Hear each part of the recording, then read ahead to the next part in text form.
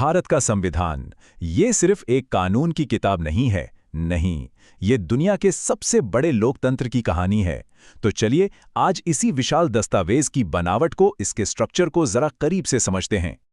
जरा सोचिए, एक ऐसा दस्तावेज जिसमें शुरुआत में ही 395 आर्टिकल्स थे।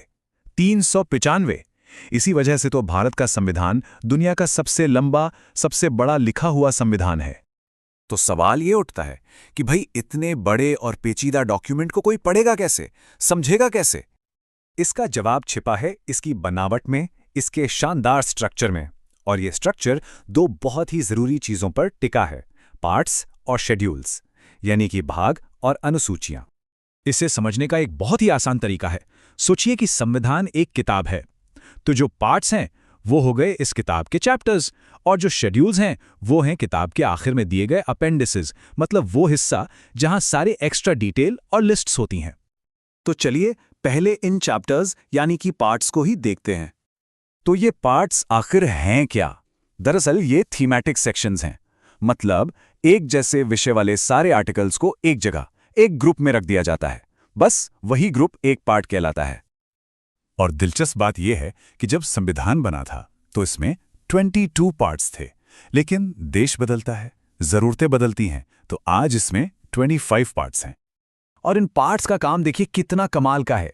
ये देश के टेरिटरी से लेके हम सबके फंडामेंटल राइट्स तक, यहां तक कि इमरजेंसी जैसी बड़ी चीजों के प्रावधानों को भी कवर करते हैं। सब कुछ बहुत ही व्यवस्थित तरीके से। अच्छा, तो ये तो हो गए पार्ट्स यानी चैप्टर्स। अब बात करते हैं अपेंडिसेस की, यानी शेड्यूल्स की। तो शेड्यूल्स में क्या होता है? इनमें होती है लिस्ट्स, टेबल्स, मतलब वो सारी अतिरिक्त जानकारी जो है तो बहुत जरूरी, लेकिन अगर उसे मेन आर्टिकल्स के बीच में डाल देते तो सब कुछ बहुत कंफ्यूजिंग और मुश्किल हो जाता। और बिल्कुल पार्ट्स की ही तरह शेड्यूल्स की संख्या भी समय के साथ बढ़ी है। शुरुआत में सिर्फ 8 थी और आज 12 हो गई हैं। इसका एक बेहतरीन उदाहरण है 8th शेड्यूल, यानी 8वीं अनुसूची। इसमें क्या है? इसमें भारत की सभी मान्यता प्राप्त ऑफिशियल भाषाओं की पूरी लिस्ट है। इससे यह पक्का होता है कि देश की जो लिंग्विस्टिक डाइवर्सिटी है, जो भाषाई विविधता है, उसे कानूनी तौर पर पहचान मिले। तो ये जो पार्ट्स और शेड्यूल्स की संख्या बढ़ रही है, ये हमें एक बहुत बड़ी बात बताती है। ये बताती है कि भारत का संविधान कोई पत्थर की लकीर नहीं है। ये एक जिंदा दस्तावेज है जो देश के साथ साथ सांस लेता है, बढ़ता है और विकसित होता है। जरा इस टाइमलाइन पर नजर डालिए। 1951 में भूमि सुधार के लिए 9th शेड्यूल जोड़ा गया। फिर 1985 में दल बदल को रोकने के लिए 10th शेड्यूल आया, और 1992 में पंचायतों और नगरपालिकाओं को ताकत देने के लिए 11वीं और 12वीं अनुसूचियां आईं। मतलब जब भी देश के सामने कोई नई चुनौती आई, इस स्ट्रक्चर ने संविधान को उसके हिसाब से ढलने में मदद की। तो आखिर में सवाल यह है कि ये पूरा स्ट्रक्चर, ये पार्ट्स और शेड्यूल्स का सिस्टम इतना जरूरी क्यों है? देखिए, यही बनावट संविधान को ताकत देती है।